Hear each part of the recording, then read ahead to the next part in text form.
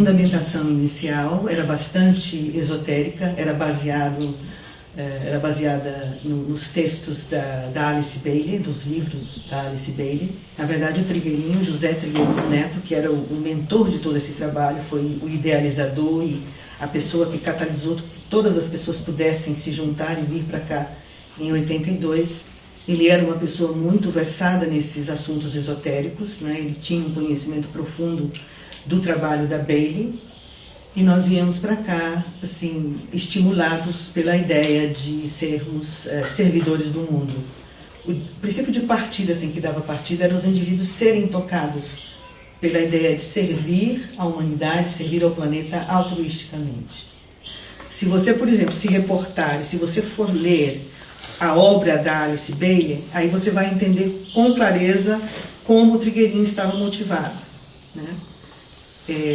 Essa motivação era uma motivação, vamos dizer assim, acho que a palavra que a gente pode usar é espiritual mesmo, uma motivação totalmente espiritual ou espiritualizada, no sentido de imaginar, vamos dizer assim, uma humanidade idealizada, uma humanidade, vamos dizer assim, que não despertou, uma humanidade que dorme para a sua própria condição, dorme para os seus potenciais, dorme para uma série de percepções que ela não alcança, né?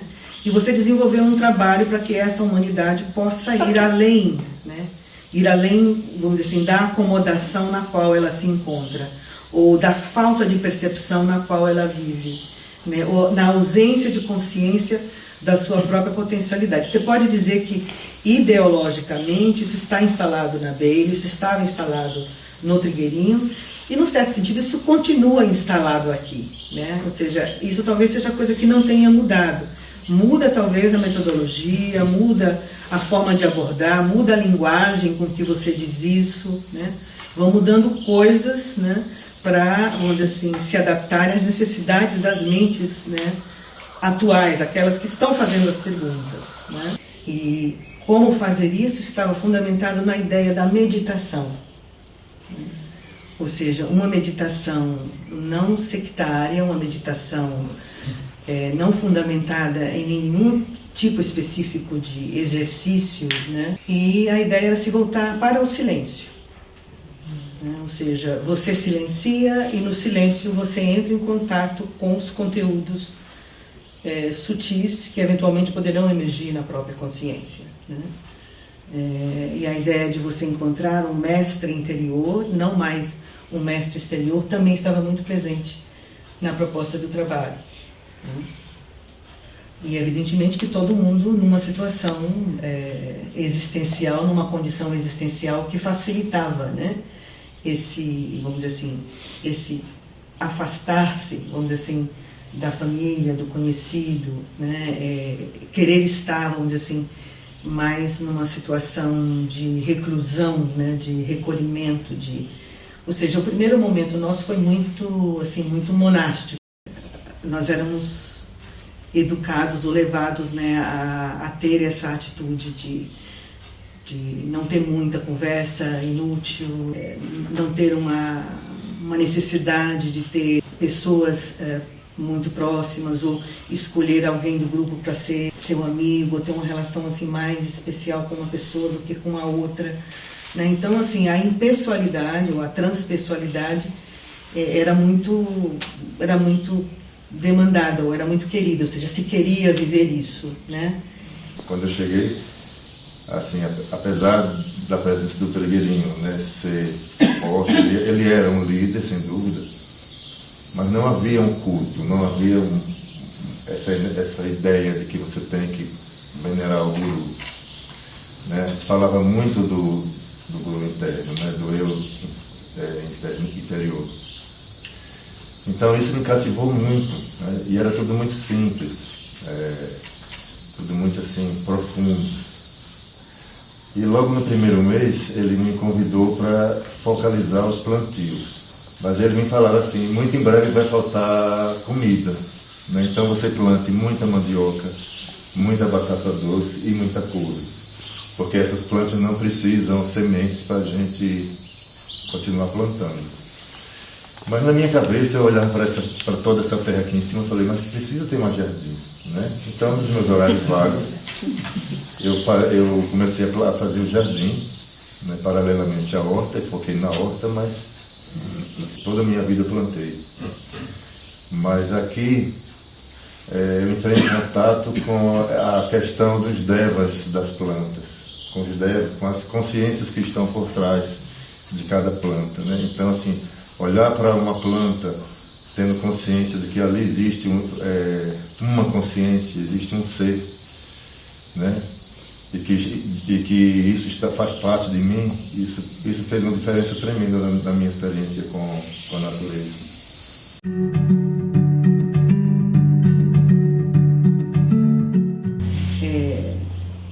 Eu recebi uma carta e nós iríamos fazer, em princípio, um retiro de 6 meses na cidade de Belo Horizonte. Isso era outubro de 81. Então, de outubro de 81 para março de 82, esse projeto ele foi se transformando muito rapidamente. E foi aí que a Marilda e a Marisa de São Paulo propuseram que uma parte desse terreno aqui, né, e nós oferecemos esses 10 mil metros no modelo de comodato por 30 anos. Então, mudou de ser um retiro de 6 meses em Belo Horizonte para ser a experiência de construir esse centro, construir um centro onde a meditação ocultista fosse a coisa mais importante. Houve essa reunião em Belo Horizonte e antes de vir para cá, nós tivemos um retiro de final de ano, na época do Natal e do Ano Novo. Fomos convidados para ficar numa escola, que foi também, eu imagino assim, que o Trigueirinho queria promover, antes de vir para cá, mais, né, uma experiência em que o grupo todo pudesse se encontrar, pudesse, né, estar junto, se reconhecer. E foi um período também de silêncio, de meditação, com o Trigueirinho trazendo, já começando a trazer as orientações, as visões do trabalho, né, já começando a direcionar, né, algo da experiência que a gente viria fazer aqui, tipo cozinhar juntos, né, cada um cuidar do seu próprio ambiente, manter limpo. A gente já começou a ter assim uma primeira visão do que seria esse viver em grupo, né, esse grupo de pessoas que não tinham conhecimento umas das outras, não se conheciam, né. E os primeiros 6 meses aqui seriam 6 meses de retiro. Então nós mantivemos a ideia dos 6 meses de retiro, ou seja, sem contato, vamos dizer, nenhum com pessoas do externo, sem também estar prestando nenhum tipo de serviço. E foi dessa forma, ou seja, nós tivemos essas atividades, esses eventos, né?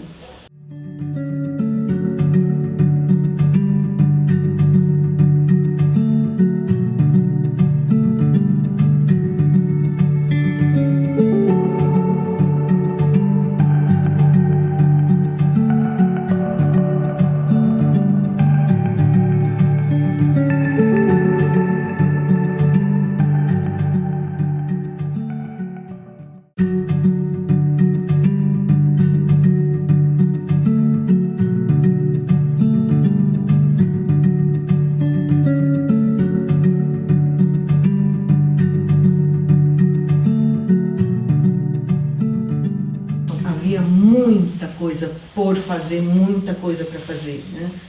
Eu não sei se alguém aqui já se envolveu em processos de construção, então a construção de alguma coisa é sempre muito absorvente, né? Ela tem muitas etapas, muitas fases, então a gente tinha realmente muita atividade, tinha muito com o que se envolver e com o que ocupar o tempo e o foco da atenção. Essa aqui era uma mata na qual foram abertas clareiras para se colocar os prédios, e nós fomos os construtores desses prédios, ou seja, o primeiro prédio nós tivemos uma equipe externa que veio, ele serviu de base, de escola para a gente também aprender a construir, e os outros prédios durante um período, né, foram construídos com a ajuda de uma pessoa que saiu dessa equipe inicial e de nós, né, residentes, né, pegar as árvores que tinham sido derrubadas e desgalhar essas árvores, reservar parte da madeira para servir na construção futuramente, né? Ver que madeiras foram retiradas nessas clareiras e ver quais as madeiras que poderiam ser reaproveitadas em andaimes, né? No processo da futura construção que iria, né, se iniciar. Quando a gente veio para cá e que a gente veio construir, né, a atenção plena era, vamos dizer assim, um princípio básico, né? Para poder, vamos dizer assim, se sentar e meditar, ou fazer o processo da meditação. E talvez por conta disso, a gente tenha sido, né, por essa iniciativa do Trigueirinho, né, a gente tenha sido a primeira escola de mindfulness, que é uma palavra hoje moderna, muito usada, muito difundida, né, que traduzida significa atenção plena, né, ou seja, a mente atenta, a mente é totalmente atenta.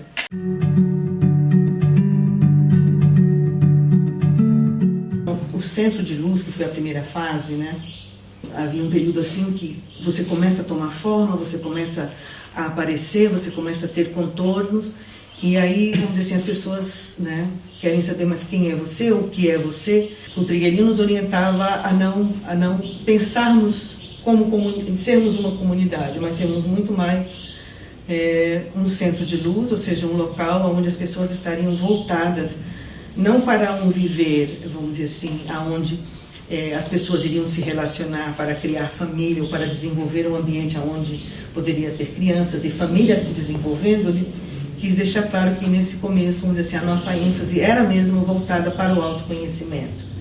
Ou seja, primeiro tinha todo um trabalho para o indivíduo fazer em si mesmo, de se conhecer, né? E Nazaré queria se enfocar nisso.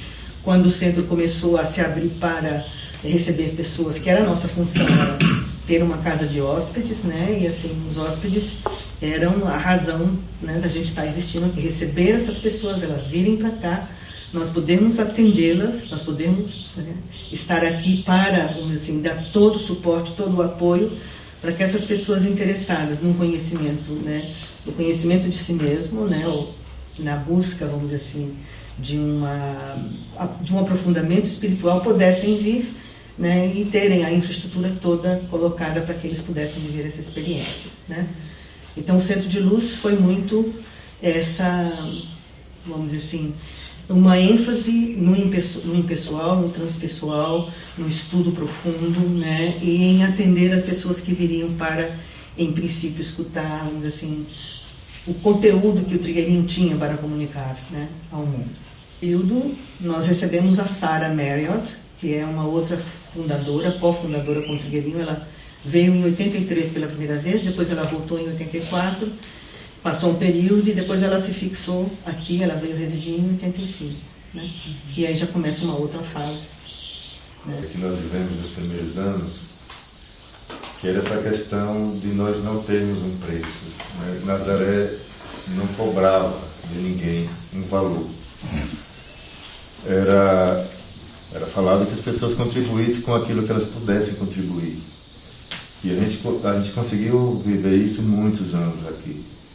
Isso para mim era de uma beleza muito grande, porque havia uma confiança de que tudo viria, né? Então tudo foi construído com doações. Tudo que vocês veem aqui, nos primeiros anos das construções, tudo foi construído dessa forma. As pessoas simplesmente doavam, porque elas percebiam que a causa do trabalho era importante, né? Nós tínhamos uma livraria que ficava ali no centro comunitário e não tinha ninguém cobrando, né? E tinha uma caixinha com uma caneta e alguns papéis e a pessoa comprava seu livro e colocava o valor ali dentro.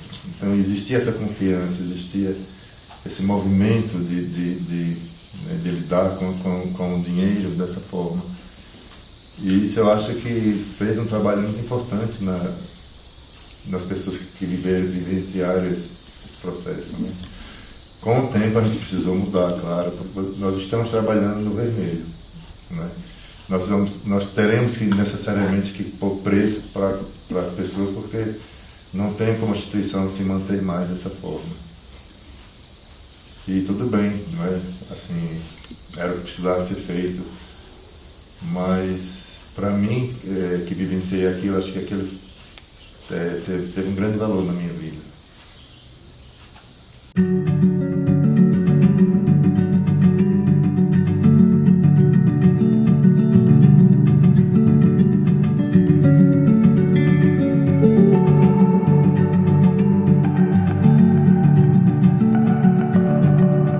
E aí então vem a fase, né, que a gente posteriormente identificou como sendo a fase da comunidade espiritual, né?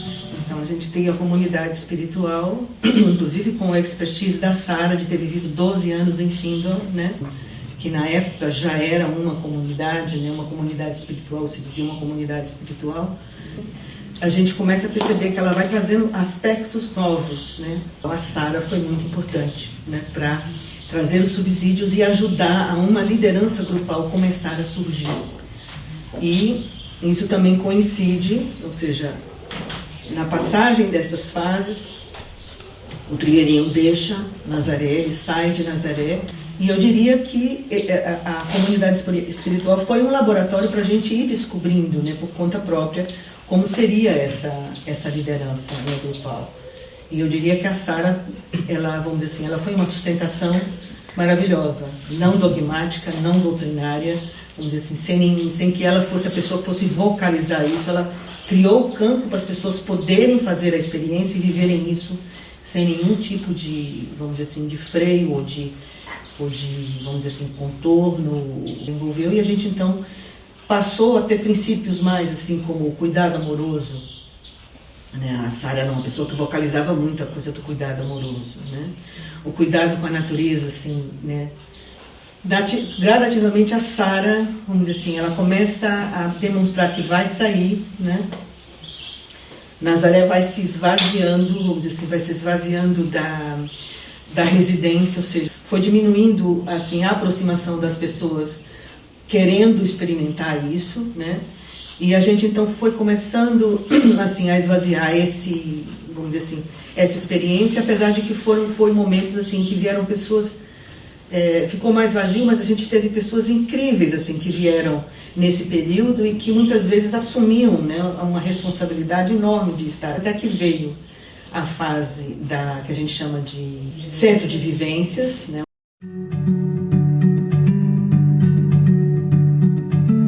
O aspecto centro de vivências, que foi o aspecto em que a Nazaré se abriu para que outras pessoas pudessem vir. Porque até então era só os residentes, né, as pessoas que residiam aqui, que propunham os trabalhos, voltados para a natureza, para a horta, para os jardins, para a padaria, para a cozinha, né, para a organização das casas. Ou seja, as pessoas vinham, né, para experimentar os princípios, apesar de que nessa época a gente não tinha nomeado ainda, não tinha o nome dos princípios como atualmente eles estão claros e definidos, né? As pessoas vinham para fazer essas experiências, né?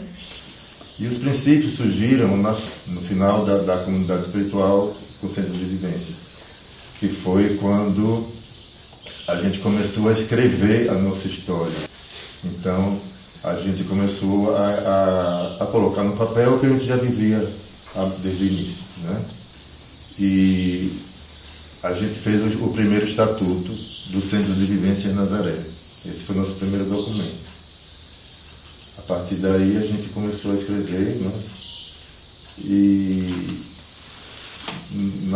no início da Uniluz, quando nós nos reunimos para estabelecer o que é que a gente quer chamar de Nazaré Universidade da Luz, houve um grande grupo de pessoas que a gente se reunia, a gente refez o estatuto, né? Então nós atualizamos o estatuto para essa nova fase e escrevemos também o regimento, né, que existe, esse regimento, quem tiver interesse nós temos, né? Nesse regimento a gente estabeleceu, né, uma série de coisas que serviam para aquele momento, mas também para o futuro.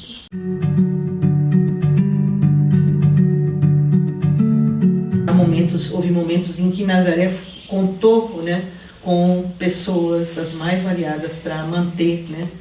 E o interessante é que isso foi se mantendo dessa forma, transpessoal, ou seja, aí o sentido, vamos dizer assim, de não ter, vamos dizer assim, a centralização num poder ou numa coisa central. Acho que ajudou muito ela passar por todas essas fases e chegar na fase Nazaré Uniluz, que vem depois de uma tremenda crise, ou seja, de quase fechamento, até por conta das pessoas não conseguirem mais identificar Nazaré, porque quem vinha do começo chegava aqui e se decepcionava porque não achava o centro de luz. Quem veio na comunidade chegava aqui e ficava decepcionado porque não via o espírito da comunidade, né? E só o pessoal que vinha para fazer o centro de vivências vinha no fim de semana e ia embora, né? Fazendo aquela vivência, não necessariamente entrando em contato com a própria essência de Nazaré, né? Então, nesse momento, ficou claro para nós que Nazaré, que havia uma coisa que era tudo isso, né? Ou seja, Nazaré é o centro de luz, Nazaré é a comunidade espiritual, Nazaré é o centro de vivências. E tudo isso junto é a Uniluz, tudo isso junto é a universidade. Então foi como se a universidade tivesse que passar ela mesma por uma aprendizagem para ela ser o que ela é, né?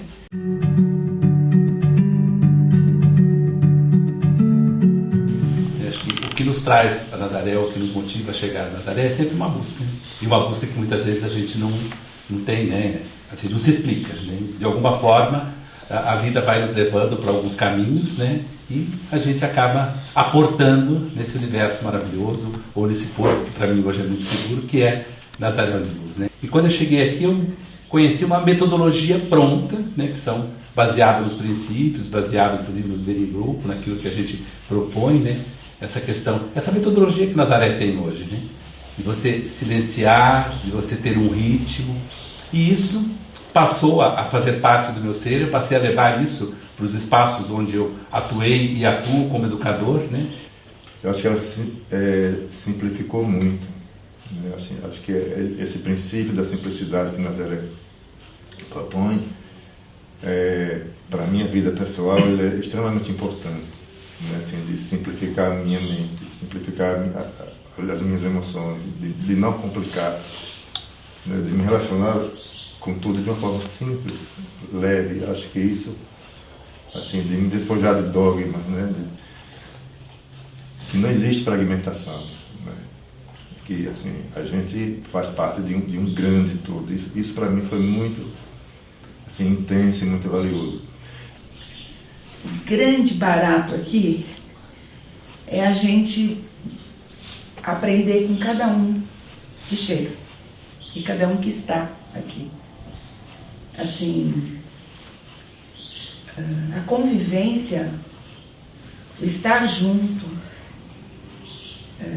traz uma riqueza de transformação muito grande. Eu acho que acelera qualquer processo de egoísmo e individualismo. Não que eu tenha chegado a esse ponto, mas ele favorece uma abertura de aprendizado. E aqui é constante a mudança. E isso eu acho que dá uma boa acelerada no processo de caminhada de cada um. É desafiante? Tem momentos que é extremamente desafiante. Mas eu acho que a riqueza está muito na convivência. De alguma forma, eu acho que existe algo aqui manifestado, né, que desperta algo que a gente já tem. Na verdade, assim, para mim hoje Nazaré simboliza um espaço interno, né? Assim, eu vejo assim, quando a pessoa se abre de verdade, quando ela entende o que acontece aqui, ela enxerga isso e isso de alguma forma impulsiona o seu caminho espiritual. Estar aqui tem sido sempre uma experiência de estar perto de pessoas e eu acho que é uma contínua ampliação da consciência, da própria consciência. Uma experiência de estar sempre aberto a aprender e a descobrir. Da minha parte, eu pessoalmente vejo uma Nazaré mais madura, vejo uma Nazaré viva, vejo uma Nazaré com possibilidades de ter uma continuidade. Mas eu diria que nós estamos no laboratório, continuamos, vamos dizer assim, procurando esse tipo de desenvolvimento.